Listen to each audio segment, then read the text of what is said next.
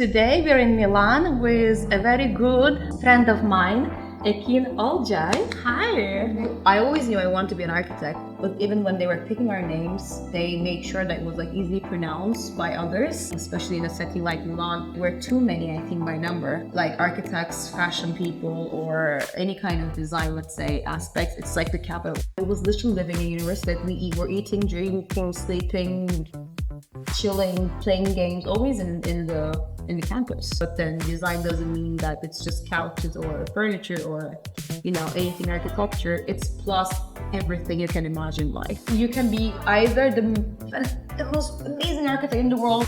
If you're down, you're down. If you don't challenge yourself, you're literally out in a second because somebody will replace you. What actually makes a good design? If you like your environment, but that becomes more easier now. It becomes everything just makes more sense to you. To explain, Barbasso is the birthplace of Negroni Sbagliato and of Ekin Olcay. Exactly, that's like...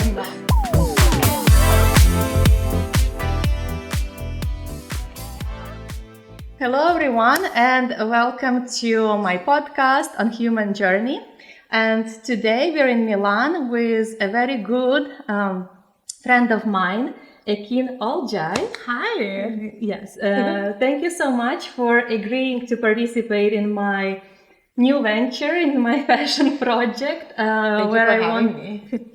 Yes, and today, as with the whole podcast, my interest is to talk about us, humans as we are, about our journey, about our life, everything that we've been through before, and also about things that make and create your life, be it your work, your hobbies, your social life, and things that make you Ekin. That's fancy of me. Yeah, so thank you so much for being here. And well, the first question for all those who are watching is to tell us more about you and how you ended up here in Milan with me. Well, to just roll it all back, I am Turkish. I was born and raised in the city called, I will not consider it very small, it's like 4 million. For Milan, it's like gigantic, but for Turkey, let's call it that way, it's like not so big one, called Antalya in the South Seaside. I'm a complete sea girl. I studied all of my school period there for 18 years, and then I decided to come to Milano to study for university, and then after practically never left. So I don't know if I can call me Milanese now, but it's been more than 10 years. So it's been quite a while now. Yeah, I think after 10 years, at some point, you're also becoming Italian, Oh, I hope so. I don't know if the Italians would agree on this, but I feel like it at least. This is what is important now. Yeah. I think for me, you're the most Milanese person from everybody I know in Milan. Well, I think so too.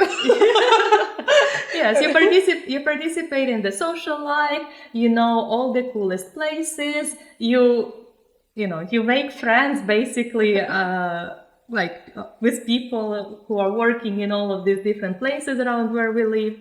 So it's really fascinating how this place has become your community, your home. You make me sound cool, thank you. Yeah. I know, I'm an architect, so we skipped all of those portions, but when you are architect, I think networking and social aspects is part of the job. So it just comes automatically, it comes naturally. The more you see, the more you talk, the more you inspire. So it's like a never-ending cycle, like swimming circles. So let's talk a little bit about that. Yes. How did you end up becoming an architect? I always knew I wanted to be an architect, like not architect maybe specifically, but I was always very passionate and into anything creative and design, even when I was a child. I think one of the last decisions that I made was when I was 11, 12. I said, okay, you know what, I'm going to be an architect, and that's it. There was always architecture, interiors architecture, or graphics architecture, any other graphic or design aspects. But then in the end, I just did architecture, and that was it. How did I came here was I was supposed to go to London. That was the dream, and that was always the plan. My parents, when they were raising me, they had this very clear mind of both me and my brother to experience abroad at some certain point of our lives, whenever we feel like it, whenever we're ready. but even when they were picking our names, they made sure that it was like easily pronounced by others. And it's like also the letters can be found in other alphabets. Like they put actual thought in this. So yeah. basically, your parents have kind of thought about your life journey before you were born. No, for sure. I remember before even like reading or understanding anything English, my mom was putting BBC in the mornings, so we can, see some different contexts and like hear English maybe more easily, like learn English more easily. I don't know how it turned out. I think it turned out nice. Thanks, mom. Shoot out. No, but yeah, my dad and my mom, they had like this job, so they were going back in London quite a lot back in the days. So it was always like a thing that now I will go and study in London. And one day my mom was dating this Italian guy. Of course, whatever happened came from an Italian guy. This is always how it is now. And he basically said, you know what, like there's this university that he was working with, that he found something thermodynamics, like this invention about geology that I don't understand what it is. And practically he said, you know what, the university is nice. It's like the best in the world, like of course for them. So why don't you give it a shot? For Polimi. Yeah, for Politecnico, exactly. I did Politecnico di Milano. But it's still one of the best universities in the world when it comes to architecture, no? No, it is for sure. I mean, I was talking like back in 2012, 13, I think it was 13. So at that time, Politecnico was not international at all. It was more into Italian setting. I think the first ever bachelor course was in English, but then they just like started a few years before me. So they didn't even give any graduates an English track. So it was like very new setting also for them to become more international. So it wasn't like that well known in this, not like today what I mean. And nothing, I practically Googled on the dining table because we were like having a dinner. My parents said, you know what, you didn't like go to Milan, let's go and we can like have a tour and you can take the exam. And meanwhile, I already got to school in London. It was like all set, I was like super chill. I came, it was design week actually when I came. So it was like my first ever experience in Milan was during the design week. I hated it. Because it's very easy to hate Milan during design week. Exactly. I didn't know what to expect. We didn't even know what design week was. And I mean, the whole hotels were booked. We were staying outside of the city. We were like going and coming back. The exam was difficult and everything. So I was like, you know what? Like it doesn't have C. So Milan was bad. And look at me today. London has a river, but it doesn't have sea. No, of course, because I was speaking very loudly and very big all of my life. If there's no sea, there's no way I'm gonna live. and now I'm doing nothing with the sea anymore, which makes me sad, but it's okay. I got used to it. But it's really fascinating for me how your parents really thought through for your life. Yeah. From the very beginning, and also, from what the stories that you were telling me, that your surrounding, of your family, your friends, they're also all quite international, kind of like your aunts are traveling around. Yeah. Whenever you're telling me stories from when you go back home, you have so many people like either traveling or just moving around and like doing all of the super interesting activities. You grew up doing sports. So it seems that you had like a really cool parents. No, yeah, I'm a lucky one. Yeah, for sure. And also it seems that they have kind of not educated you, but like grew you up, like they educated you to become in a way, very like multifaceted person, No, I think their theme always was like, hey, like try at least once. If you don't like it, you don't like it, but you will never know without trying it. So they were never like forcing or pushing us, but then trying some sort of like put you in a path and then like lead you to discover. So I really appreciate it a lot. Like the more you grow, of course, the more you understand how they actually like design your life in a way. It's like a big job, but when you're a kid, like you always like, I don't want to do this, I don't want to do that. But I'm very glad I thank to both of them and like even the others, because where I am today is just because of them. If they tell me, hey, you know what, like you finish your school, come back, I would have gotten back, maybe unhappily, maybe my life will be happy, but we will never know. But I'm very happy with my current situation today. Yeah. But but your journey in Milan has been a little bumpy sometimes. Yeah. Yeah. For many people who are moving to Italy from abroad, the journey, especially in the beginning, it's a bit bumpy. Well, everybody's experience is very personal. It's their like own journey. What happened to me or what happened to others is not like how it's gonna happen to you. But like, yeah, when you're studying at school, I mean, I did architecture's masters here, and then after I started working, like bachelor's, masters, and working, it was like a long path for me. And when you're doing the studies, I'm sure all of the tracks are very difficult, but architecture has like the specific difficulty that I'm not saying it's good or bad, but then you put a lot of effort, a lot of money in it. Like you do models, you do overnights. I don't know how many sleepless nights that I did, like working entire 52 hours without stopping and stuff. So when you're putting that much effort, in the end, you expect like, okay, you know what, I'm gonna get my reward now. That didn't happen, especially in a setting like Milan. Maybe it's different in the other cities, but then here, like we're too many, I think, by number. Like architects, fashion people, or any kind of design, let's say, aspects. It's like the capital. It's very good. It's very wide. Like there are perks, and like they're like good or bad inside of it. But then one thing was very bad is just we're too many. So if you're down, you're down. If you don't challenge yourself, you're literally out in a second because somebody will replace you. Yeah, it's very difficult to find a job in the beginning, especially in all of these like small agencies. How we call them? Yeah, we call like studios, offices in architecture. It's usually like studios because work in a big studio setting. Also, the courses when we're doing like design, there's like two kind of different education that you give in school. One is more theory. The one is like they're teaching you practice, but it's not like that. They're teaching you how to design things. So also that calls studio. So I think it's like a architecture lingo that we're using studios for anything.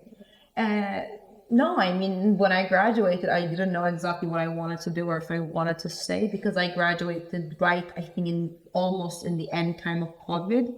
Like everybody talks about this, like COVID time is very different, but how difficult for any of them. But I was writing my thesis during the whole time. So I was practically like a bit alone in that sense. I was working with a friend, but we were not seeing each other like a lot. I saw her like very few times, unfortunately. So it was like I closed myself even more to finish my studies. So when you're open immediately after COVID, like you're open to the world with a bit, caution, exactly. And plus it was how to say, a very challenging environment. Also architecture offices, even though you don't have experience, the expectations from the offices are very, very high. And I don't want to say anything bad, of course, but if you're also international, that gives you additional difficulties of the visa and then all of like the support letters and everything. So they're debating you more to give you the job or to someone else. It's like a fact. If other international contacts will go to other countries, it's always the same, more or less, no? Yeah, but then also there's like this thing called Partita. I'm not gonna go very details, but as a free like lancer, you don't have a lot of rights or, it's kind of like dramatic in the beginning. I had very bad experiences. I'm hoping that and the other people will not experience it. That's what actually just put my position up today. It was because all of those challenges that I received and that made me today of like who I am. Yeah. So now today, who you are working with, you are working at Polini. Yes, when I said I never left, I actually never left. You were always like, when I was finishing my bachelor, I was trying to run away from the universities as far as possible because I was like, this is done, up to on to the next. And I was doing 2 bachelors, so I was just like running away from both of them. Dramatic though, 2 bachelors. But it wasn't like architecture where I had to sit and do models. Like my studies in law were especially focused on a lot of reading, analysis, but it wasn't like that, manual, like nitty gritty to draw all of your schemes and create beautiful buildings. Architecture takes time. Yeah, but then. And I've always when we were talking, I was always impressed that she's like she's hanging out without her university like all the time. You have to. I mean, if you don't literally sleep in a university, you're not getting the job done. Or you're always, I mean, not everywhere, like in Turkey or in America, for example, or in UK, they mostly work solos. But in Italy, they expect you to work always in groups, which is a good thing because after when you are in the real life, you're gonna work in groups anyhow. Like this is how everything works. Yeah, this is So it's like a giving you like a pre heads up, like, hey, this is how your gonna life be. No, but I was literally living in university. We were eating, drinking, sleeping, chilling, playing games, always in the campus. Yeah, well, It was it's fun times. It still is for me. Oh no, like just maybe giving like a little brief of what I'm doing. That I'm an architect slash a PhD candidate, we will say researcher. Ooh la And la. what a title, no?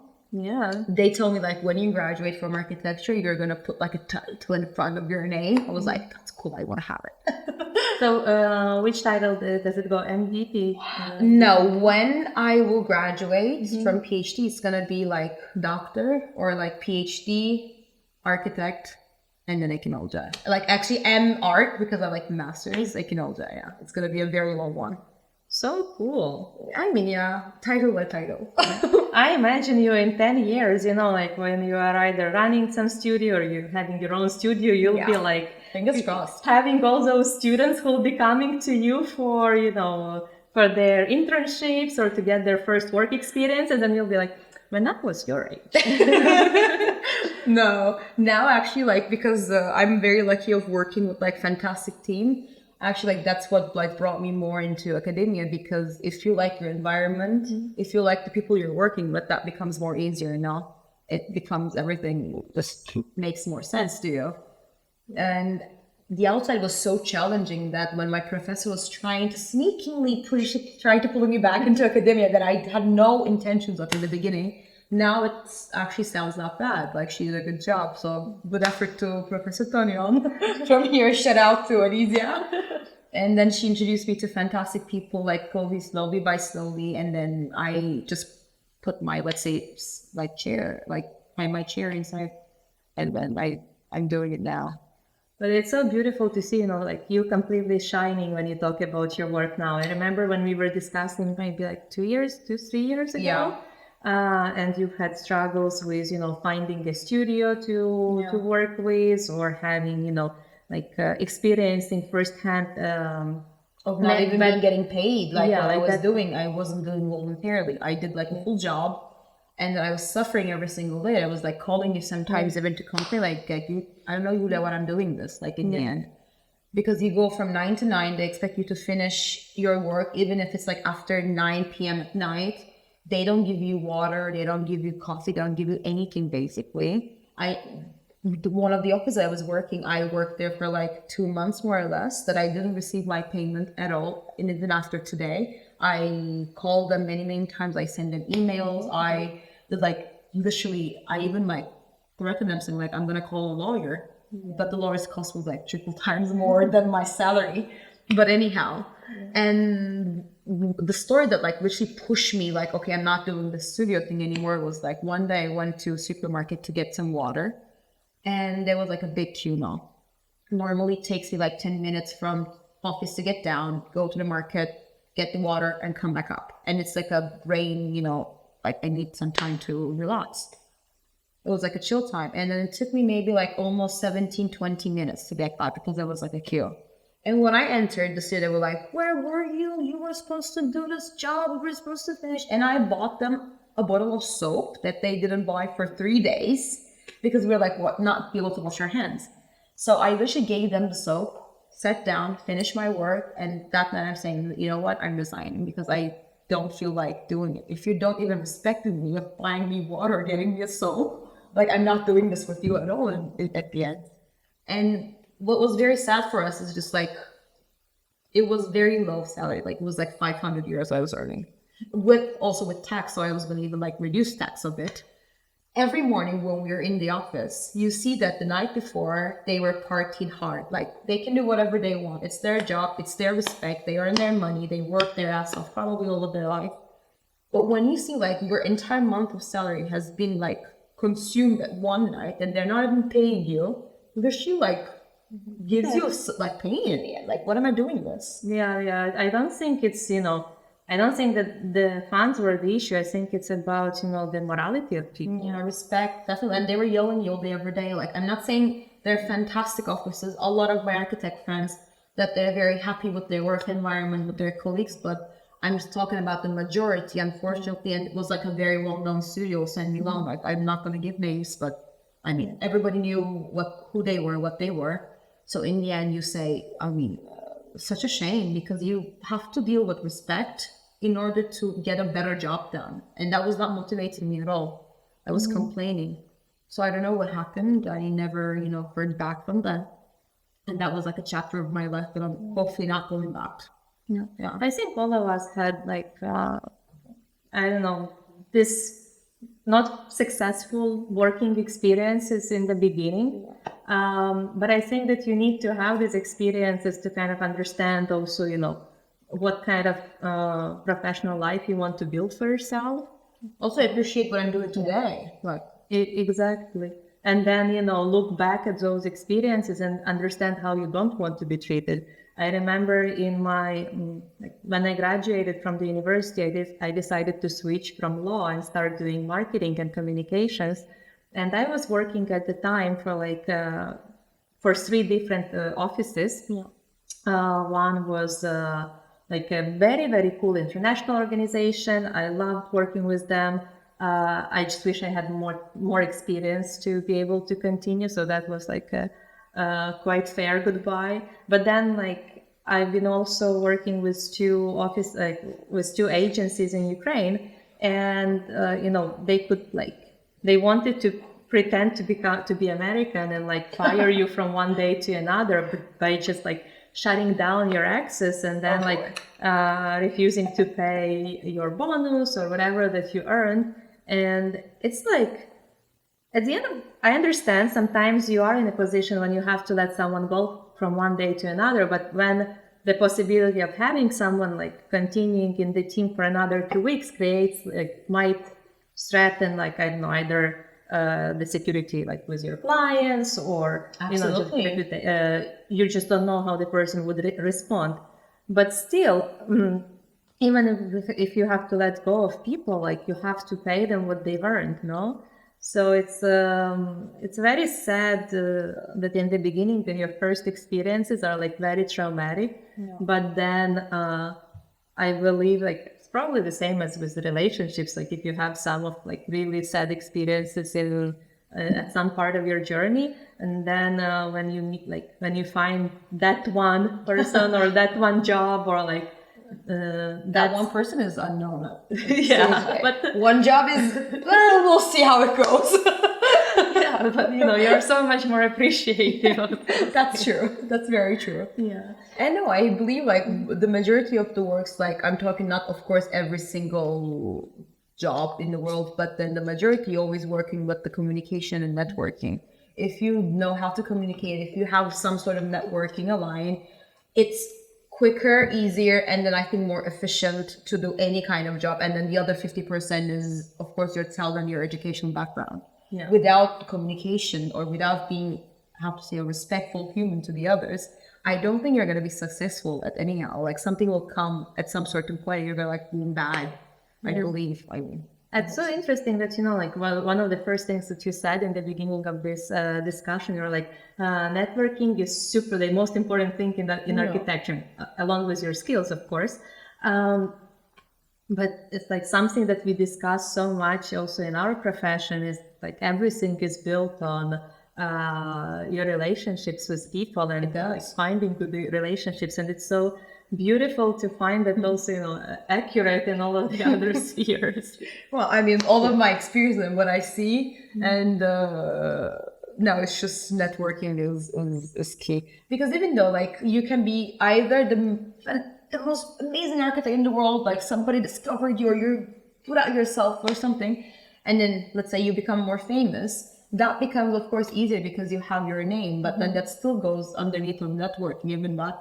But before, if you know some people, they're gonna give you the job maybe easier, or they're gonna find you easier through someone else. It's how it works. Like you have to let yourself out a little bit for people to discover you. Then you're probably, the prime example of this. So tell me, your life in Milan, you're networking with everyone, Am I? From the people who work at Barbasso. Oh, they're my favorite people. To explain, Barbasso is the birthplace of Negroni Sbagliato and of Ekin Olcay. Exactly, that's like mine. No, I'm very sad. Giuseppe, I want to give him a shout out because he just retired finally. I've been waiting for him to retire literally 10 years. I'm not joking. Every time. Because, okay, Barbasso is this magical place in my heart where it's also in my keychain there. You don't see now, but we can maybe... I have to see that. Yeah, no, it says at 11 Barbasso ? That's like literally me. I'm like, hey, Barbasso. And then they're like, yes or no. But the Barbasso is so famous. Yes, I mean, it's just like, I always in my head compare with like very different setting, very different environment. But if you've been to Paris, like Café de Flores, like have this impact, like being more historical, like being this hotspot of designers and like artists. I think Barbasso is like equivalent, some sort of like Café de Flores in Paris, which is more famous than Barbasso, obviously, by literature, maybe, or by movies. But Barbasso for me is that very design week and everything. It's just like all the designers in the world just goes there. But for me, I just love the people. Giuseppe is retired. I was telling you that every single day. I saw him. We met at Barbasso during design week. Yeah, we even celebrated his retirement with you. You were there. No, because every single morning he was like this fantastic soul, human being, that I was saying, hello, Giuseppe, how are you today? And he was replying me, I'm very unhappy because you look happy. That was our primary conversation of today. And then slowly by slowly we become friends. But I saw him smiling for the first time last week, during design week, with you. And he retired, Exactly, he's retired and he's smiling now. So maybe that's the key, we're doing everything wrong. No, but you have to... Like, I try to do first what people do during retiring before starting to work, which is like traveling all over the world. Yeah. And now I'm very happy to work and to calm down a little bit. But we have a long way to go still. Yeah. I'm happy about that too. I mean, I love to discover. Who knows what's going to come next. Yeah. So, design week. Yes. Can you, I think that outside of the design world, the design week in Milan is not like that famous or that known because, it's the most well-known thing ever. But, when, for example... For designers and architects, I'm speaking. Not for the outside, like regular other jobs. Yeah, exactly. So, when you think about Milan, usually when the people here, they live in Milan, they're like, oh, do you work in fashion? So for people, mostly, Milan is associated with fashion world. Even though fashion weeks happen, Milan, New York, London, Paris, but Milan is kind of like fashion is known thing. Yeah. But in reality, it looks to me that design and architecture are equally as important and as popular houses here. So can you tell me more, what's so magical about the design week? I tried to experience it this year, but I got scared by all the queues. Well, I think, design week is like very important. I think what makes it like slightly maybe more crowded is just, it's two different settings. But fashion week is like 4 times and design week is only 1 week. And fashion week is like total of 4 women's, 4 male. So you experience 8 times in the city. And it's very exclusive, very private. So if you're not invited, or if you're not inside in the fashion world, you're never be in. But design week is like very open. It's like this magical week for us architects, designers, where you get to, again, do a lot of networking, experiencing different, things, meet with like very cool people, even though they're architects or designers, like they give you a lot of inspirations in the end. Or you actually get to see, like if you're really into the business, you actually get to see the new cool products or new designs, or meet with the architects to give your future job. So there's like 2 things very briefly. It's like one is Salone del Mobile, which is like a closed fair. You buy a ticket and you go in, and it's just like a very big fair, let's say exhibition space. that you cannot finish in a day. So you have to go like 2-3 days. That's like full professionalism. If you need to buy good furnitures, decorate your house, or even have like this big project, you go there as an architect and you talk with the buyers or the sellers. In the country, for Salone is what we're experiencing mostly, is that it's open to public. You have to wait in the queues, unfortunately, today even longer, to be able to see like some cool new design objects. But then design doesn't mean that it's just couches or furniture or, you know, anything architecture. It's plus everything you can imagine life. You can also see like vases. You can see, I don't know, ice cream scoops. You can see, I don't know, bags. You can see whatever you can imagine as design. Phone cases, I don't know, earrings. That is in Design Week. I think what makes it more magical, because then the number of people who's attending is increasing respectfully, because everybody can find something of their own inside. No, I think that makes it cool. It's like this whole city becomes an exhibition space. Even though like the downstairs that normally we pass through every day with you, it's completely closed like a garage. But then this year, like a very cool play spot. I don't know if I can call names, give names. But then they make their own, like, let's say, podcast or video or interview space plus DJ settings. It's like a new addition of their branch, which is, I found them very cool. They're very new, respecting the other ones. There's like zones and districts, and Spaziamarchi is, I think they're doing the 3rd year or 4th year, I think 3rd.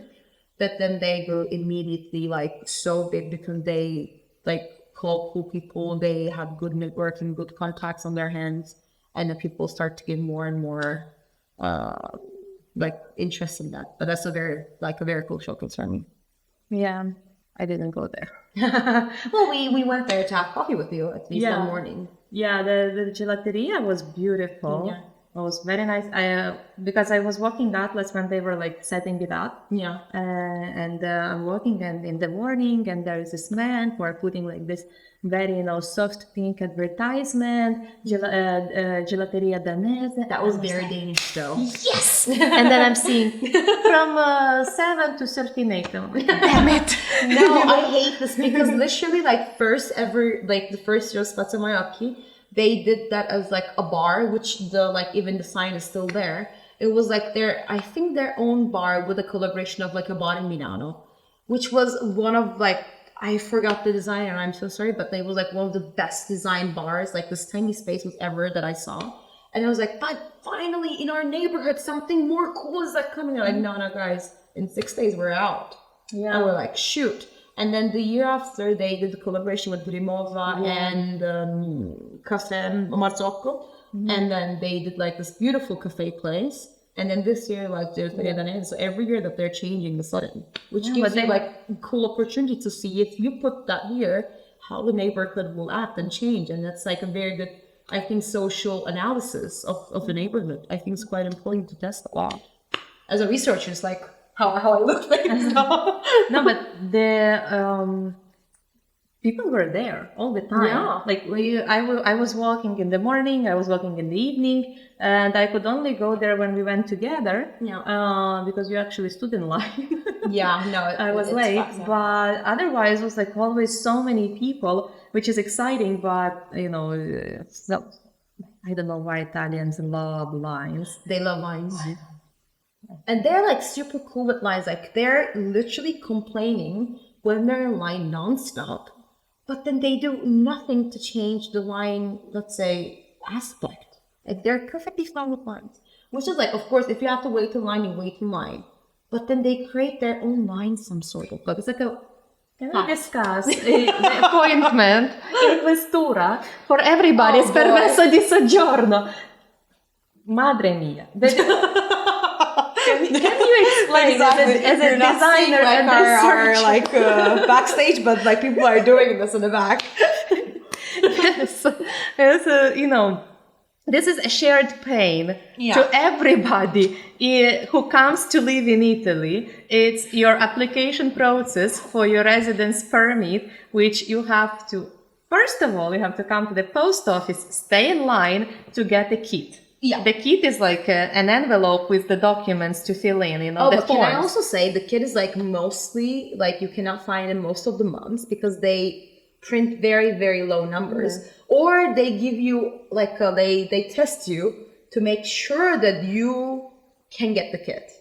Like, do you have a permesso before? If you have the permesso, when is it like expiring? If it's expiring, when do you think that you're gonna apply? And then like after all those questions, they're giving me the kit. I'm like, dude, No, I just need to do it. Like, this is your rules. No, I'm playing the game. I actually started just like entering on a random day the post office and saying, avete un kit per permesso di soggiorno. They give it to me because I already asked in Italian. They give it to me and I cut lines because I'm sorry, but because you have to stay in line. Yeah. Usually, and the post office line is like, you know, from 8 a.m. till 1 p.m. line. Yeah, it's never ending. Then you have to fill in this kit. You have to go to like one of the very few post offices where they have the bollettino, which is a piece of paper that they can send your kit. Yeah. So you have to go, stand in line there. Yeah. Then once you apply through the post office. Once you get the paper with your date of appointment. Can I also say that that paper, like they're putting so much trust in us because it's just literally this brown recycled paper which should out to recycling. But then if you don't give me appointment in the next 6-7 months, how do you expect me to like keep that brown paper, which is like a literally, I don't know how to explain. Regular white paper is like double. A tissue down there. No, that's more durable than that brown paper. And then they have like your full faith in you that you're gonna keep that for a year without, you know, any problems. Yeah, and after a while, mine gets like breaks on. Like everybody's does. But you know what? Then after you have filled in this information in the post office and the kit, you get this paper with the date and time of your appointment, which is unchangeable. So rain, shine, death, whatever you had, an exam, wedding, whatever. No, you have to go You that just day. have to be there. They give you like time, maybe 8:43 or like 10:45. You arrive there. You arrive there at 8 in the morning just to make sure that you can do it that day. You arrive. But you're entering at 12 in literally. Because again, regardless of the time that they give you have to stay in line. Yeah. And then, you know, in my case, where I apply, I have to stay in line to enter. Then after I have entered, I have to wait another line. Like, No. Before even entering, you have to convince the police officer that you must enter that day. Like, it's a bit like a double trouble, no? Like, I'm convincing literally like 3 police officers, which is, I mean, they're doing their jobs because somebody from, higher gave them the, you know, the rule. But then I'm like, dude, you told me to do this procedure. Like, this is my only option. One time, I applied for the residential permit, and then the post lady wrote my address wrong. So she printed out the paper. She gave it to me, and I said, well, I do this for 10 years. It's not my first rodeo. I did like twice a year to, you know, go to give the fingerprint and then take the card. No, like it's my 20th time. I've never been to that costura, so the address is wrong. And she was like, oopsie, I accidentally wrote your house wrong. So what you have to do is like, you're gonna fix it with their own police officers because she cannot change it.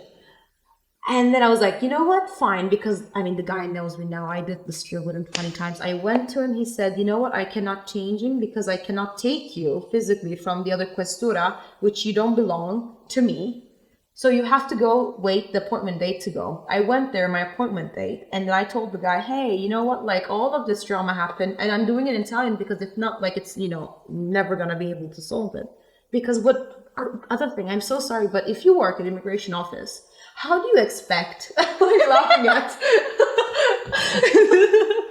She lived here for 10 years, okay? She speaks for fluent Italian. Yeah. And because like I also like not talk without doing any gestures before even Italian. Okay, continue your story. I'm sorry. No, it's fine. Like, how do you expect the immigrants to speak Italian before doing anything else? I'm very sorry. Like, it's impossible. So at least a decent level of English is necessary, you know? I'm very sorry. Like, this is the only thing that I'm complaining about. And the rest, I love you guys to that. But, and then after, anyways, I talked to the police officer, and then he told me like, oh, yeah, you know what? The system is broken, so I cannot give you a new date to your own questura that you were supposed to go. So I literally gave me a piece of paper, and I thought it was my appointment. I brought everything, Went there that day. I said, you know what? It's my appointment date. Apparently, it was a special power paper that I didn't know what it was. That for me to take an appointment, he gave me an appointment. So I took another appointment date from my own questura. I went to that day and it took me like 10 and a half months to do all of this, which I cut in lines. I did my best, you know, I knew people. And you know that for this 10.5 months, like you also cannot leave it. You cannot leave Italy. No, I'm staying in Italy, or I can go back to Turkey maximum. But any other countries that I want to go outside, I physically can't. And if I want to get the visa, again, I can't. It's like funny because you apply for 12 months, 10 and a half months is gone, and then the other 1.5 months, I was waiting the card. So when the card came, I literally reapplied immediately after, and that took my year. Like, I pay money, I'm so sorry to do this. This is your responsibility to give me the card. I'm not expecting immediately, which, again, in the UK or in the other countries, they're sending, if you're a student, they're sending your card to school. So you went to your administration office in the school to pick your card up for 3 years or 4 years, like the whole duration of your like academic journey now. I mean, I get a lot of complications, a lot of people. I understand fully that they have to do this, but then there is something about Italy, right? Like they make it so difficult for you to arrive. Like when you arrive to Italy, none of the information is in English. No, zero. All of the, at least university, my program was in English. Some info was there in English, but generally, if you go on the public administration websites, none of it is in English. None of the people who speak English choose to work in the public administration. So everything becomes a really complicated process. It does. And then, you know, you have to deal with the...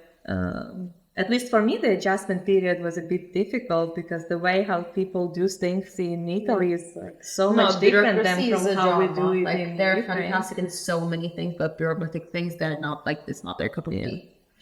But on the country, like when I see, like, of course, I'm not comparing, but when you see like countries like, for example, Netherlands, which every single person is fantastic at speaking English, I think like they're also facing the other challenges of like maybe losing their language, so they have to push higher requirements if you wanted to stay longer or get the visa or get something else or get like a citizenship even in the long run, because they're losing their like identity of speaking like fluent Dutch, no? It's So, like so it is, so in some ways, design of all of these things in Italy is very smart, right? You speak very, fluent like- Italian now. You have, you they're accumulate correcting me all the time, but yeah. Grammar, I don't know grammar in any language. Turkish, English, Italian, I never learned. Yeah. it's fine, you know, at least you can communicate, and you actually communicate very well, and you work in Italian as well. No, I can do all of those things. Yeah. They come naturally. Yeah. So, very, very challenging for people who are coming to Italy to experience Italy, or actually, no, because Italy is marketed like so nicely. Yeah. You know, Italy as a country is genius at marketing and branding, because, you know, when you think about Italy, you think about Amalfi Coast and Rome, and you think about the beautiful seaside and pasta and pizza, and, you know, especially when you watch movies set with the setting in Italy, they have all of this cute small towns somewhere in the middle of Tuscany or maybe Marche or Reggio, and then, you know, I came to Tuscany and to some of the small towns, and they were like rainy and small, and there wasn't this artificial light, light even in May. No, I agree. I have to cut down this part because I love Italy, but still, you know, a lot of towns you go to, especially around Milan, they look a little bit depressing. Yeah, no, it depends where you are, but I think like I partially agree with what you're saying. Like they do marketing very well, and they have like this thing called Italian design. Like if you design the same microphone in Italy or like in Turkey, if you have the labor of Italian design, it automatically gives additional value. Like it's a fact. Like that's how it works. But on the contrary, I think I'm saying all of those marketings are made by Italians. I think for Italians, without thinking anything international. The more you have Italian people around you, because I'm experiencing in the last few years, before it was like fully international, I'm experiencing it to be completely differently. Like it changed for me because also like my research, what I'm doing, like I'm doing a research in Trentino, like in the mountains. I think it's not set yet, but I think we're gonna do like all the research in Magherabi, which is like the dead end cross-border valley between Alto Adige, which is more Austrian Germanized context, still in the border of Italy, but people act like more German, they speak more German, versus Italy, like Italy, which is Trentino part. Of course, in order to be there, you have to be with locals and speak with locals or talk with locals. And thanks to again to Anise and to Paolo, I'm being introduced to a lot of cool people. And if I go there by myself as Ekin today, how I experience it will be completely different than how I experience with them. It's just like how it works. I recently discovered, so it's like a new thing for me too. So what are the differences? No, first of all, like even when you eat or drink something, or even like when you get a table, or even like they recommend you something to do, or even like the activities that people are around, it's just like more entertaining, more like Italy in the advertisements. So I think we need more Italian people around us. Like this is how it works. Yeah. But the OG local ones now. Yes. Milanese ones are different. No, my point was that like, it was not to complain about Italy. It was more about that, it's in the beginning, your experience, like you have to go through all of these hurdles and challenges, same as we were talking about work, to actually eventually, kind of experience it as if, how are these, like not scavenger, like Fort Knox or something that like you have to go through and like do some trials, and you have to like That was nerdy of her, no? no, there used to be a TV show in Ukraine. It was called Fort Boyard, so I don't know how to translate that. And you basically had to go through all of these challenges and tasks to like get the key to something, like to then get like the right stuff. So you have to first, it's like any game, I don't know, it's like set up, right? Yeah. So that you have to like do this challenge, then like the To next earn the level reward, challenge, yeah. and then the next level challenge, and then finally you open this like view, of everything. Obstacle course. Obstacle course. See, our English is just like not enough to Yeah, find but out. you speak so many languages. I speak also quite a few, so of course English suffers eventually. It does. My English was more academic, more better. No, it was better. A lot more better. See, like even those things before I moved to Italy, because then Yeah. Do you think Turkey, your life in Turkey was more international than it is in Italy? No, it does here, but I think like it's hard to compare because I was like studying in Turkish language. I mean, I did like my high school in English language. I studied completely in English, but then everybody that I was studying was like 90% were Turkish because we were in Turkish context. It was a high school, middle school, primary school. It was fully Turkish. I was born and raised there, so all of my surroundings, like the first people that I get to see, were Turkish. So if I went to a university in Turkey, I might have say different things, but because I did English track in a different country, I was the first international one now, before I even judging anybody else. So it's more international here. I get to meet with you though, like you were a little international one. No, but if I stay in Turkey, I think it will be more Turkish oriented, just because the language is the mother tongue, I think. Yeah. Okay, so let's talk a little bit more about design and architecture. We touched upon this a little bit before going live, and I was asking you, if you think, or what actually makes a good design or a good architecture piece, like.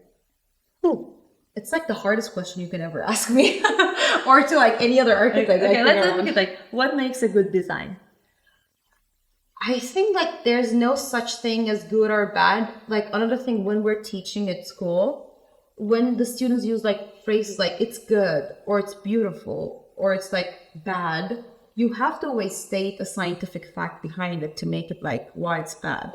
So if you say good design, if it's like functionally good or aesthetically good, or is it, I don't know, like contextually good, like there's so many things that you can judge as a perimeters.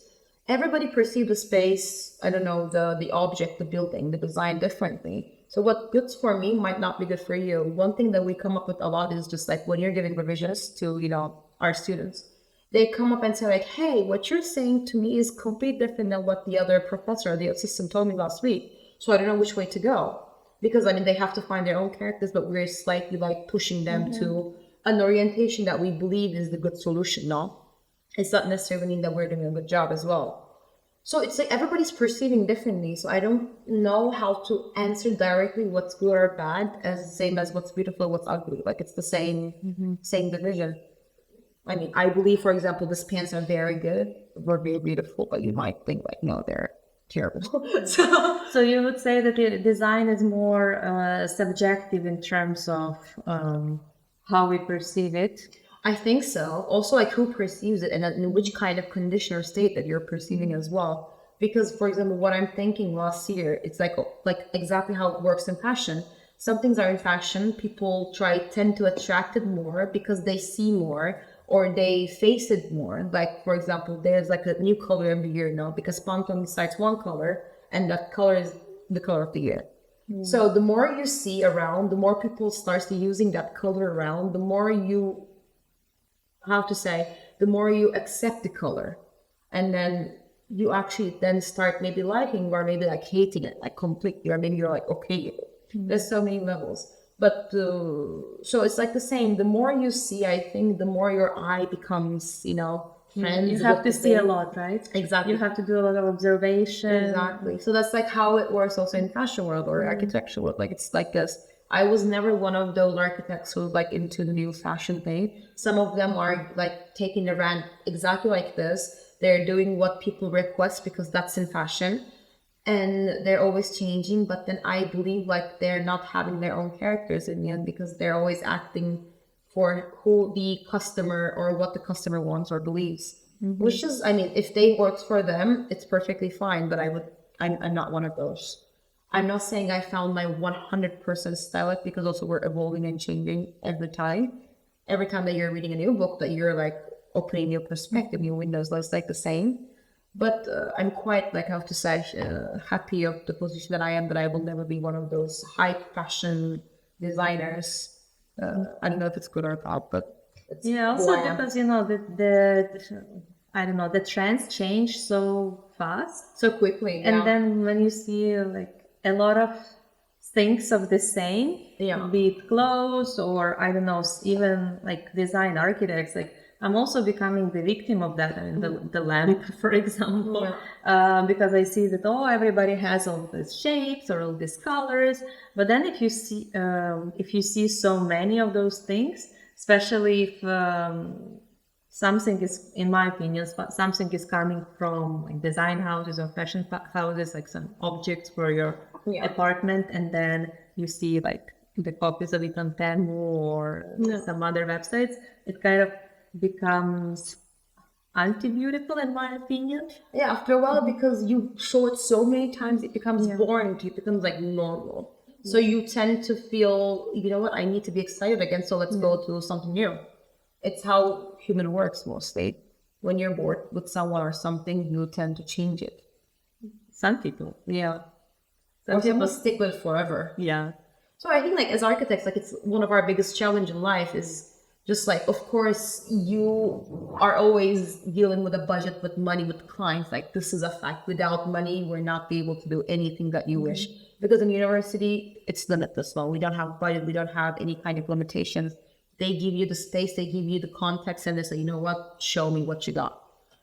But then in real life, of course, you have to, convince your clients in the best possible way that what you're designing without losing yourself is actually working good for them. But it's like a big also analysis on the person, on the character. It's like psychology a little bit, no? Because if I don't understand you, if I do something completely for me, you're the user of the space, what's going to happen? Maybe you tend to shift, say, you know what, it's better, but it's like very little percentage that's going to happen. The majority will be like, hey, she didn't design good, or she didn't do what I wanted, and then I paid for it. Yeah, and it's difficult, I'm working with a designer, but in terms of communications, right? So we work on web design, on print design, and sometimes I try to give reasonable feedback, but sometimes I'm just like, this is not pretty at all. But I'm very grateful that she bears with me and that she tolerates that. But then, at least in my work, I'm trying to see that, like 90% or at least 75% of times, the design has to fulfill its purpose. It has to, like, if it's For you, form follows the function. huh? There's like these two things. There's like two things in architecture, which we believe like either function follows form or form follows function. So like you have to like choose your side a little bit. In the end, I don't reply at all. They ask me, I'm like, I'm not gonna reply. Like I have a reputation to maintain. I don't mind. I'm definitely that form follows function, especially because as a human, I'm much more pragmatic, and the purpose of the design that at least we are creating for our clients or for us at BNK is mostly, it has to communicate something. Yeah. So there is also, I was once reading an article, something that, the cost of of good design or something like this, so that it's basically, if you have in a corporate setting, if you have a very good design, in my philosophy too, it eventually elevates, your reputation and your financial returns, because that's how people subconsciously or emotionally perceive you. If you communicate, of course, if design is not your only value, but if you have something worthy to communicate, you can also, design can support that message very well. But for us, it's completely the opposite of what like a lot of the creative tech art world is doing when you're like creating some innovative, revolutionary design. No, if it's the website, it needs to communicate the main purpose of the website. What do you want to do? Do you want to sell? Do you want to like people to sign up for the course, or do you want just have it as your business card for your brand reputation? It has to support that goal that you have. Same with the graphics, especially in the world where people don't really care like about that design. It's me who cares a lot more. So we still have Kudos on you. I appreciate it a lot, I have to say. That you're supporting like graphics. Yeah, I like when things look good. Yeah, I do like, but I'm 100% graphics girl. Like, so for me, the graphics have to be pleasant. So yeah, I mean, also when when we were trying to do based in, you created really beautiful graphics. thank you. And then when I was going through the canvas of everything that you put together, and you were I was like telling you something about the picture of Duomo. There was like a picture of Duomo with something else, and you told me the whole story and history of it. You're another it was level. very well calculated. No, because when you're like putting things together, sometimes you put just because like it looks good. It's like fine for you. If it looks good, you put it. But there's some things like the narrative of the picture that you have to tell the story without even telling it. Like this is what they teach us in architecture school. We do mostly like when you do presentations, there's like two types. Some professors like, okay, you have 10, you have 15 minutes. Tell me the entire 1 year of work in 15 minutes. Like this is the challenge. Also in my thesis, I worked for an entire year, which was like, we have 30 panels of like A0s, like enormously big things. And then we only have 15 minutes to explain the whole story behind it.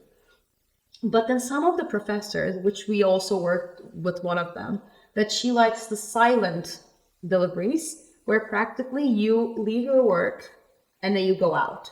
So us as, let's say, judges at that time, It's not a very extroverted person. no, I mean, she is very much, but then she believes like the design has to speak for itself without even explaining a single word. I have to look at your project and understand where you're at and what you're doing.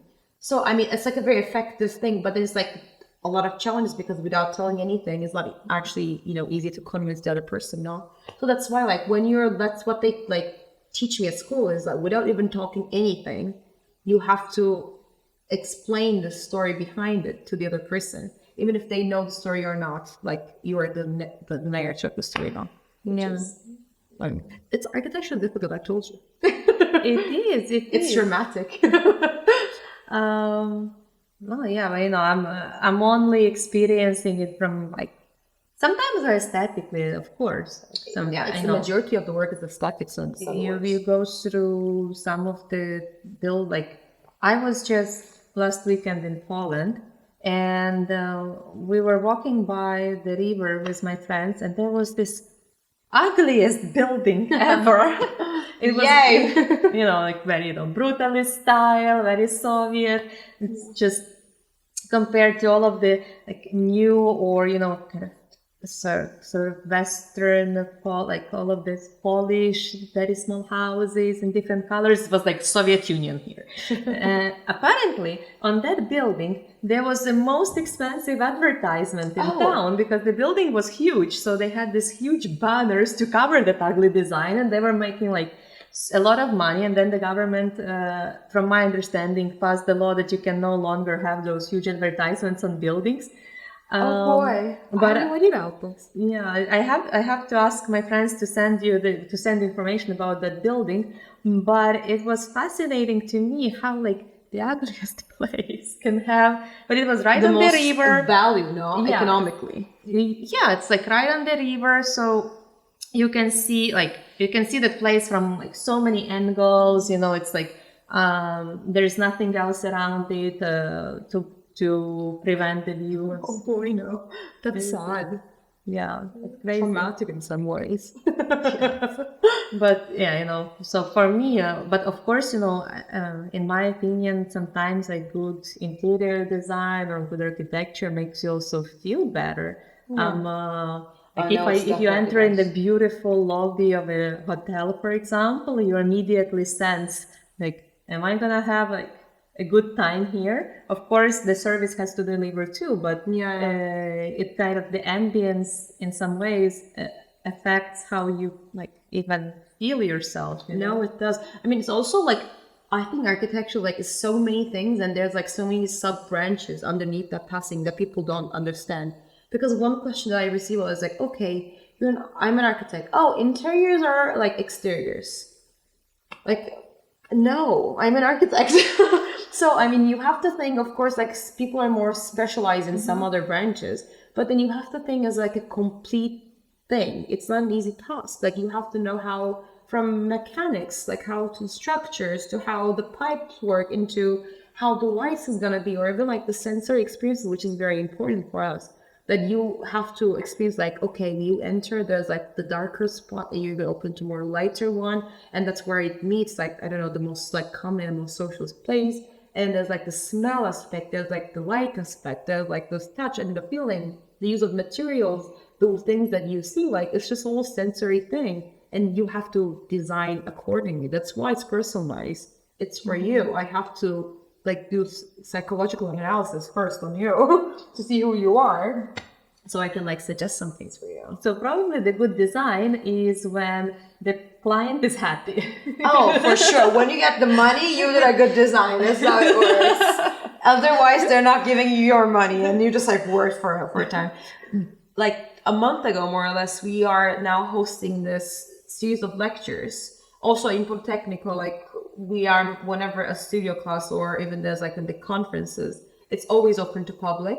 So it's in English or Italian, just people can come and listen. It's very interesting to you. Also in my design studio that I'm hosting, like that we're doing this year, an MD assistant, but then we're a big team working behind it, that we're hosting this lecture series, which is very interesting. One of the architects of the first one, they when I giving the speech, they said like, you know what, like we participated 88 competitions, and they only won 11, and then they're like a very well-known big office, like they do fantastic jobs. So it's just like you are gonna fail more than you're gonna succeed. Like this is how it works. So if you just generally in life. yeah, exactly. If you just like based on one thing, yeah, I'm wrong. That's it for you. I mean, you have to always keep pushing it, pushing it, pushing it. I'm saying even if those guys at 88 and 111, like it's normal. Like keep up. It's good. Yeah, I think generally in life, if everything that you tried worked out, then you probably at some point would just stop trying to do different things because, like, okay, you tried with one job, it worked out, you work for your whole life. No. Yeah. But then each of these experiences teaches you, right? So I'm assuming even for these guys that did 88 competitions, they took, even if we take Formula One, right? Oh, yes. Your favorite topic. Yes. I'm excited. Give me the book back.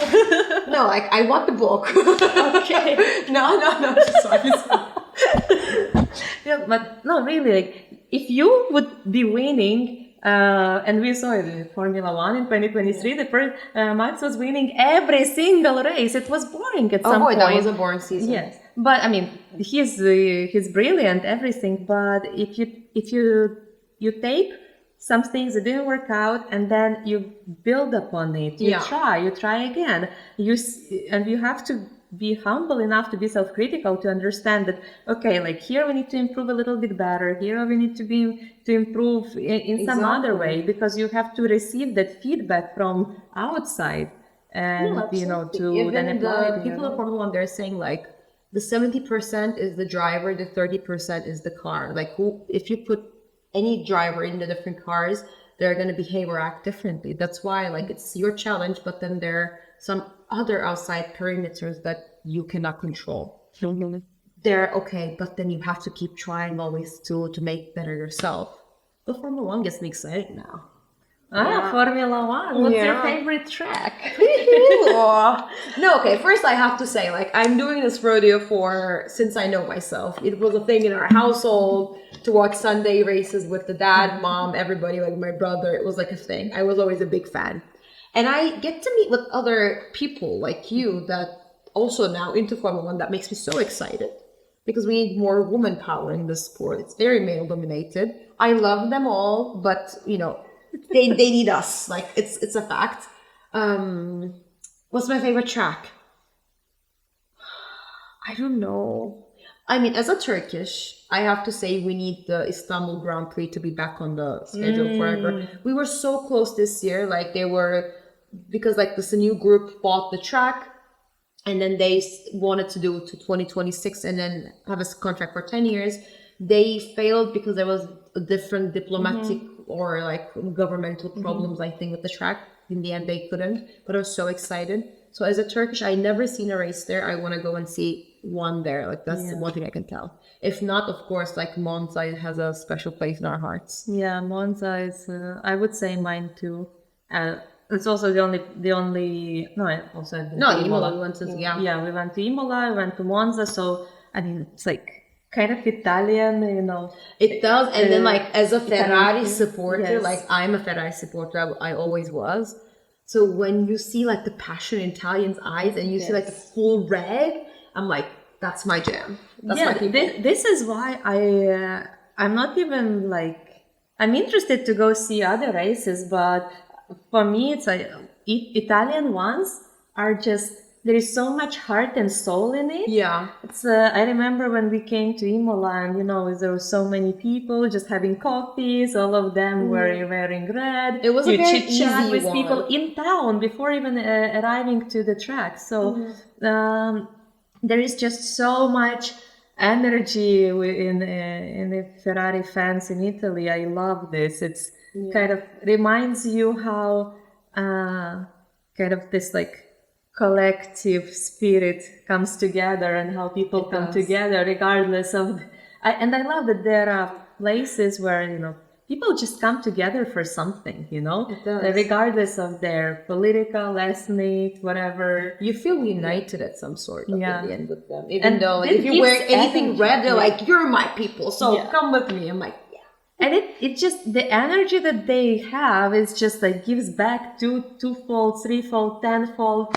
So whenever you walk past the town, you're like, oh. I remember, so in Monza we went with my colleagues, and we went on the qualifying day, and then it was just so hot, and we kind of some of us got food poisoning that morning. Oh, that's bad. Yeah, so that was not a very pleasant morning. So it kind of, by middle of the day, we're dead tired, and so we didn't stay until the qualifying, and we were leaving to go to the car, and even the guys in the garage were like, "What? You're leaving? Like, how dare you? How dare you?" I was devastated. It was the worst decision in my life. I also believe, like, I don't know, people from Formula One community hear me. First, hire me at some certain point. Please, like, You will bring in the idea of design. I'll do philosophy to anything. Formula One. I mean, I'll do anything for Formula One. Just have me.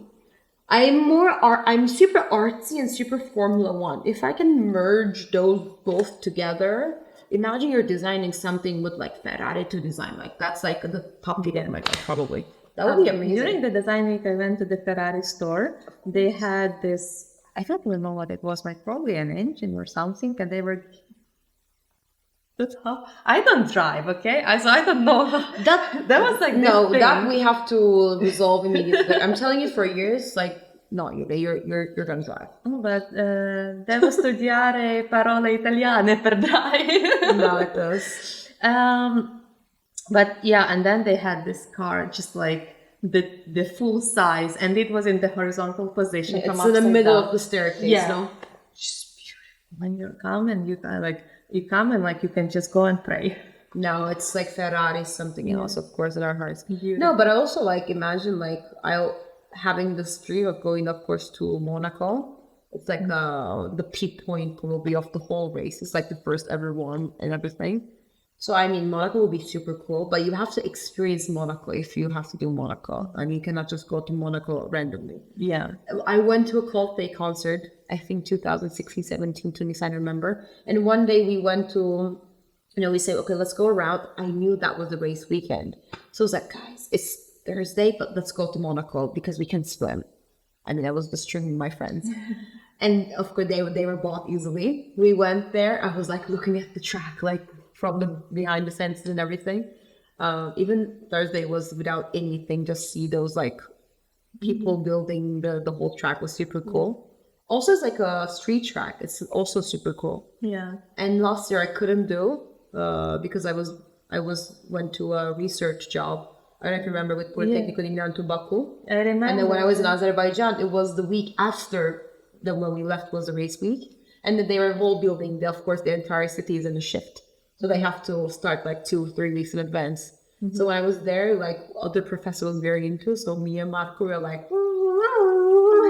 this is the curve. Do you see? Like I literally like took a taxi and I told the guy, make me the full tour because I want to see the whole track. When I was like watching the race, I'm like, I know where they are. I know where they are now. Nice. No, it was a cool experience. But what do you think about the Las Vegas track that they kind of destroyed the Las Vegas Strip? I'm very sorry, but the whole America race, like I'm not a big fan. Also the Miami one, like of course nothing is like historic, whatever, but it's like too artificial.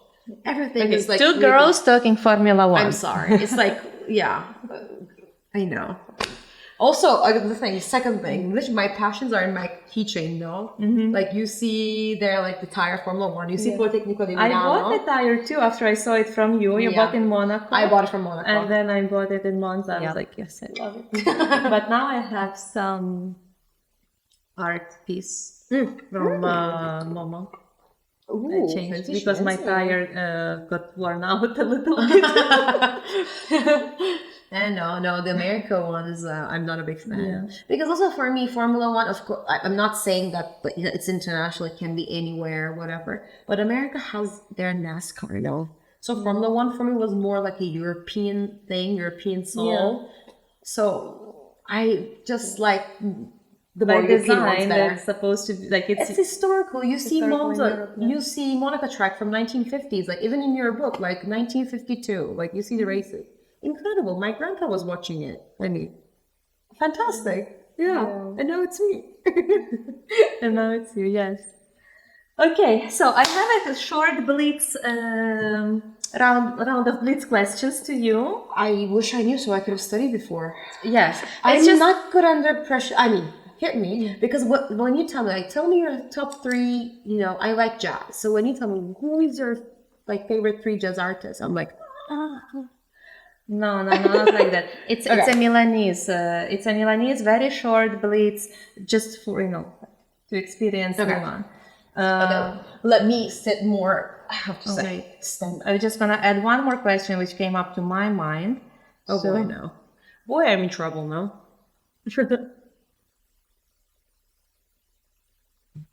I don't know for how long that we've been talking, but it feels like very short. Like I'm discussing with you over coffee on my daily mornings, no? Yeah, this is supposed to be like that. No, it's cool. I like this. And I actually learned so much about design. So now, next time I have a call with my designer, I'll be like, did you know? Elena, did you know that there is, what was it? Like a form follows function. Form follows function or function follows form? I expect an answer. No, but really it was very, very informative and very interesting. Thank you. And I'm an educator after all now. I mean, it says in my title, so. And I actually love getting to know more about, like the social design, and, I would have loved to take a crash course on it. Oh yeah, come to Politecnico. We're very open people.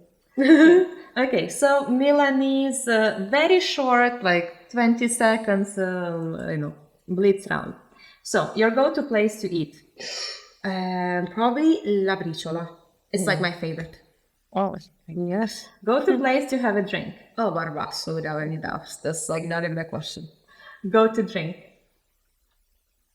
It's the same question, Barbasso. No, go-to drink, like which drink do you take? Okay. I have this full list. It depends a bit on the context. But if I'm in Italy, if I'm in Milan, I'm speaking. First one is Negroni, the classic one. The second one is actually Americano. Americano, the cocktail, not the coffee. The third one is Negroni Sbagliato. And then the fourth one is Campari Spritz. But it depends on the hour and then the context. So you're all cocktails. I'm all Negroni person. I'm 100% like bitter and Campari made. Like this is Campari made. Well, I had this question, but you already answered it. But so give me another one except for Barbassa. Go-to place to drink at Design Week? Any kind of the new design pop-ups, because like every year they're doing something new for sure. Like last year for me it was the Marimekko's bar was being like rented by Marimekko, and they opened like this fantastic cafe that we hang up literally like with my friends. Like we're there all day every day for a full week. So cool. Yeah, and then it's not there anymore. We're just for a week thing. Or the one of Spazzamorakis, for example. Depends. Go-to place to dance? Ooh, if it's in summer, I like Ballerina L'Ottica. If not, also Spirit is very cool. But I'm not a club person. I'm more into let's get a drink and stay in piazza, like super Italian. But if I like to dance, a very secret private party that I was invited this year during Design Week was I went to the after dinner party of Fornasetti, which was Barnaba himself. He's, I think, like 75 or like 74, very like not, let's say young by age, but at his prime time. I left the house around 4 and he was still DJing, and he started at 10. I never danced before in my life like this. It was incredible. Yeah. So I can say Fornasetti house because of Fornasetti. I didn't even know that there is Fornasetti house, so it's like next year. Go to neighborhood. Oh, Porta Venezia, I'm not leaving here. I'm here forever. I'm not leaving. No. Yes. No, because you see on Instagram all of this like Q&As, like go to neighborhood Brera. No, it's very good. It's beautiful, but then I like it there. But Porta Venezia for me is like hood. Like I'm saying hi to the coffee people every morning, and they give me my coffee. I love this. Yeah, I love this culture in Milan that like first of all, people just stay in their jobs. Like I mean, they stay where they are. Yeah. It's probably the culture is good then, right? So otherwise, people wouldn't stay for so long in the same places. And then like you already know people, so you go to. I'm also a person of habit, so I go to the same places every morning, and we have like some chit chat. And I know that a lot of people say that small talk is American thing. Like, I like it a lot. There is small talk here, but it's like very pleasant small talk. They kind of get to know you after a while, and I love it that after a while, people kind of become your people. They kind of care for you and stuff in ways like, oh, I haven't seen you in like a week. Are you okay? Yeah. I understand it can be creepy, but at the same time, it's super sweet. No, it does. Italian culture is like this. When I sat like in the coffee down there, and they're like, cappuccio, like before even me asking that I want a cappuccino in the morning. So like, okay, they're making it ready. I love that. Best food in the world now. You're Milanese now. Yes. Okay, so Biennale or Design Week? Oh, Biennales? Okay. I have to say Biennale. Ooh. Yes, because it's like every year the team is different. So all the architects or all the artists, because one year is art, one is architecture, they have to fit in that team, and it's surprising. There's like an actual curator of the entire thing, which is like a famous architect or famous artist behind it. So it's interesting that to see how the same countries or the same architects who's attending is switching every year to something new. It's nice to see perspective, yeah. And design week is very nice, but I have to say, like, the last couple of years were very much the same. Because it's not easy, of course, to designers to produce something every year of like showcasing the big thing every year, no? So it's becoming more like a steady thing, but Biennale is always changing. Yeah. I'm excited to experience Biennale. I'm gonna go this year. Yeah. Take a look. Yes, you should. Everybody should. It's good has the opportunity. So your go-to place for a vacation in Italy? Oh, in Italy. If I don't say Trentino, people will kill me. I'm pretty much like It's your there. workation at some point. It's like workation, exactly. No, but I'm a sea person. I'm anywhere there's sea, I'm happy. But the Adriatic portion, I'm not a big fan. I like more like the Genoa Liguria one or the very, very south one. And then a go-to place for a weekend in Italy? I need a car here. If I had a car, I would say differently. But now I think lakes again. I'm driving to the water. So anywhere water. Yeah. Como or Garda? Where in Garda though? Garda is very big. Yeah, that's true. It's like 3 different regions and you feel the 3 different region aspect. Yeah. Como is Como. It's like very posh again, like very luxury. But then Garda is like versatile. So it depends on my mood. Anywhere water, I'm fine. Okay, very important question. Milano or Roma? To live or to enjoy a couple of days? Really? Okay, if I come back again, I would live in Milan. But I always have this thing in Rome because Rome is unique and you cannot find a second Rome. It's beautiful. People are crazy. They're actually smiling. They're not like Milanese people. I love Milanese people, but Romans are more friendly. No, but I will live in Milan again if I have to choose. Milan. Yeah. I love Rome too, but Rome is unlivable for me. Rome is more green though. This is what was a big discussion. Like it's super green, which is beautiful. It's just like I'm too northern for it. Like generally, I mean, I'm from Ukraine. I'm more like a city, more like on the flow person. That's why. Yeah, and I miss this in Milan, like being like this. But then when something doesn't work in Rome, it's impossible. Yeah. So if there is like a small accident, then just traffic stops. Yeah. The train, if there is a sciopero or a strike or something else, you're not. You cannot get out. So sometimes when I have to go to Rome for work.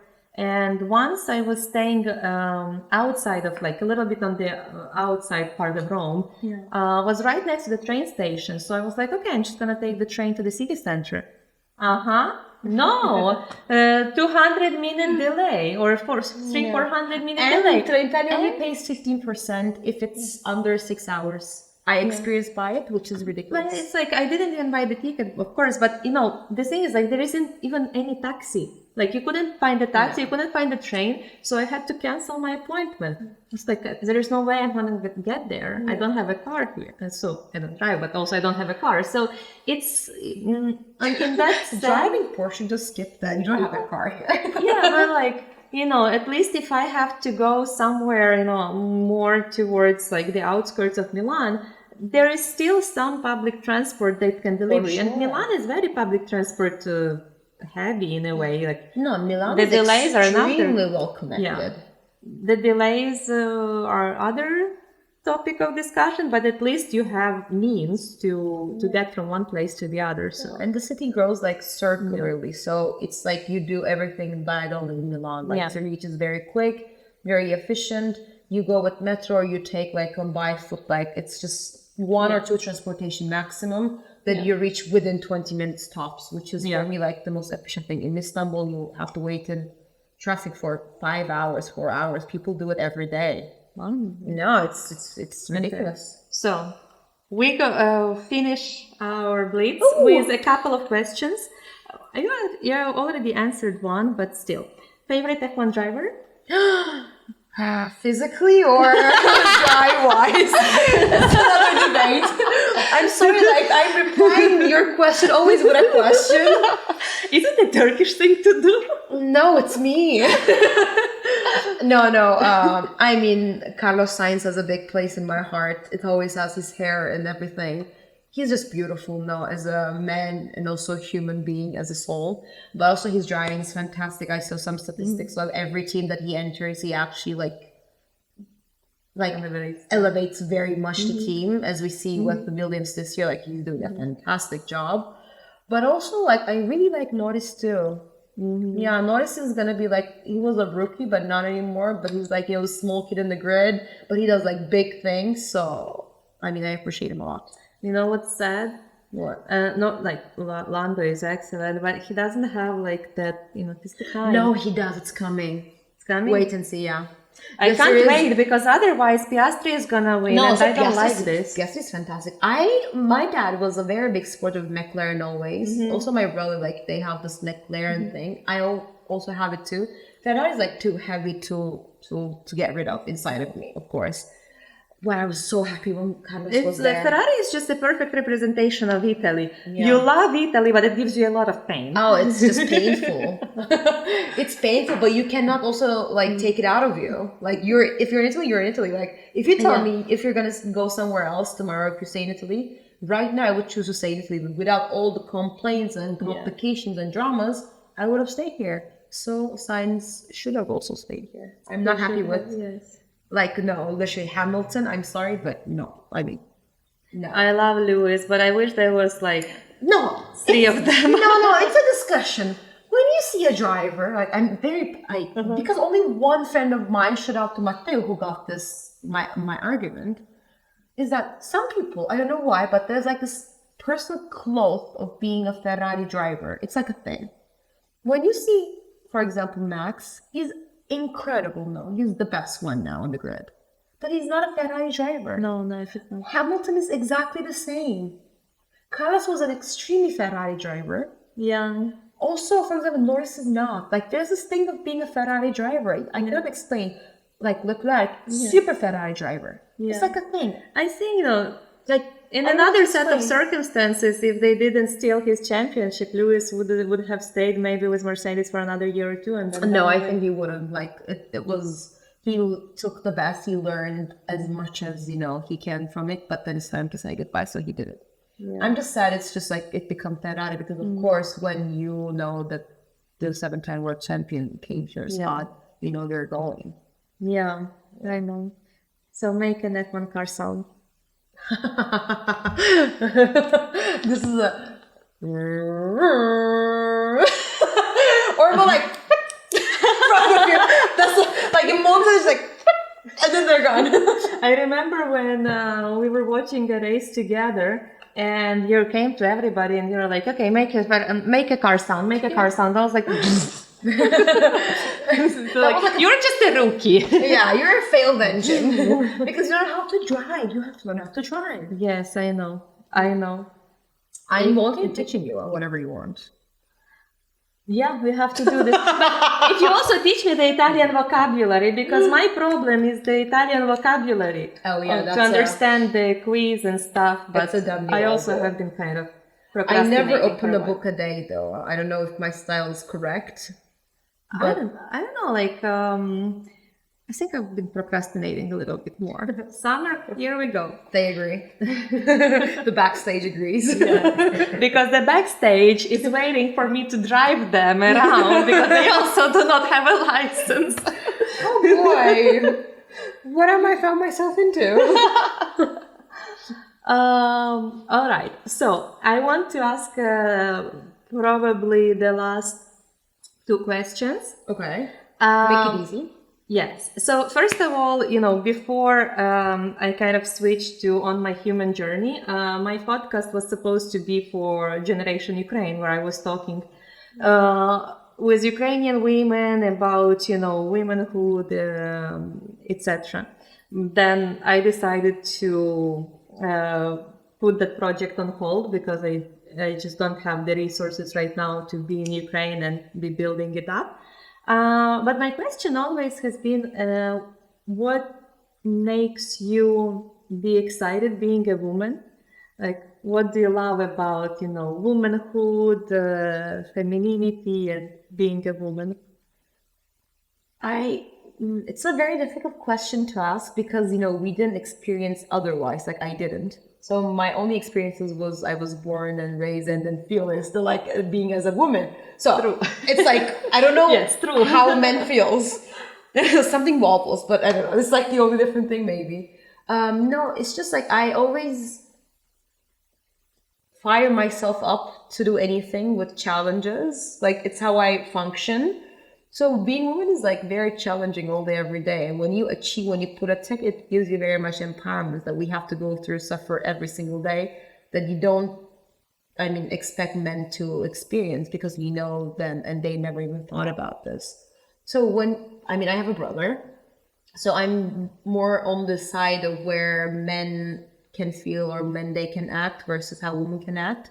My parents, they were like very equals on both of us. They didn't act as like woman female stereotypes, but then there's some things that you have to you feel to do so, and not because you have to. So seeing him seeing versus me acting on some different situations, it's like, oh shoot, like we're actually have to think maybe 20 times more than what they're thinking. So I just like try to educate everyone around me or even myself on some different things. I'm always saying like we all should be feminists, not in the sense of like feminism is like we all should be. But for me, feminism is like this term where of course there's like a definition in dictionary, but I think like it's like a social act where you can answer differently now because of what you believe might be slightly additional or less than mine. But for me, a person who believes in social, political, and economic equality of the sexes is a feminist. This is what I believe, so that's why I'm saying we all should be feminists. So trying to teach that to people is encouraging me and challenging and giving me empowerment every single tick. So Wow. yeah. I love this. I love this approach. It's like so kind of simple and at the same time so deep, and like so all encompassing. And the last question before we hang up here is, to all the students, to young people who are coming, either who are coming to Italy or even those who are starting to build their career in architecture, what advice would you give them? Oh, they have to be patient in everything. Like patient with the school, patient with the work, patient with the professors, patient with the model making, patient with the Italian bureaucracy, any single thing that they have to be super passionate about and like patient about. It's not an easy job. Architecture is one of the like studies where you have to devote yourself time-wise the maximum. I think the one is medicine, second was architecture, even like vice versa. So it's like a very big devotion, dedication that they have to go through. And I'm suggesting is like, if you have any single doubts of being an architect, I think it's like a stereotype answer, but maybe architecture is not the best for you. Because sometimes like when I'm doing, the consultantship, I'm still doing like a lot today. And some of the high schoolers, they're coming to me and saying like, hey, I think I want to study architecture, but I'm not sure if I do architecture, like medicine, architectural law, architecture, or any other like not super related job. I'm responding, well, you have to figure out yourself first, because if you're having a doubt of architecture, it's not a easy task that you are putting yourself into. So make sure that you're up with the challenge, you're up with this, like all the drama that you're gonna face. I cried, I don't know how many times when I'm studying. Even my mom, my friends, everybody around me that not architects did models with me, draw with me, like wake up with me all night and stuff. Wow. So it's like a lot of devotion, dedication that you're putting yourself into. And then afterwards, like you might face even bigger challenges that you did not expect at all. So if you like it or if you love it, let's put it that way, you make sure that like you go for it. Otherwise, it's not, you know, worth your time. It's a very hard one. Very it's a very important recipe, you know, for like any profession probably. Yeah. For people who want to take up anything. Like of course, as you mentioned, architecture and medicine, they have another level of kind of even physical dedication, right? But generally, sometimes just have to be patient. You might even change your mind. Like I think, for example, if you ask me today, do you do architecture? Like in the practice world, no, I did it very, very little for less than a year. I have not a lot of experiences year-wise. I stay in academia, and then in the future, I hope to like turn back to practice. Of course, not letting go of the academia portion in my life. I like to teach. I like to be in university. I like to do research. That gives me also power. But then also, like, I'm very open to new different challenges. Like, I like the design. I like the arts. I like the, you know, like even smaller scale detailing things. I like the, you know, organizing, creating, exhibiting some things. They're all part of like the whole, let's say, art scene, and architecture is one of them. So I'm not saying I'm going to be a forever architect. Whatever the road leads me, I'm very open to new challenges. But I learned a lot. I learned from technical university aspect and also from architecture to always question like the 6 questions, like where, who, when, what, how, you know, like all of those things that I'm questioning literally every single thing in my daily life. I got the base. So now I feel like I can do anything I want. Wow. Yeah. I love this. Thank you so much, honey. You made me sound cool, thanks. You are, come on. You just have to like roll it back, listen from the very beginning, and think what an amazing guest I had today. Thank you so much for coming here. Thank you. Oh. Well, I mean, I don't know for how many years that we're friends with, but yeah, this is definitely one of the peak moments. We had a very funny story of getting to know each other. Yeah, we didn't talk about. We have so many things that are to discuss. Yeah. Ask for me to come back again. You will come back. You know,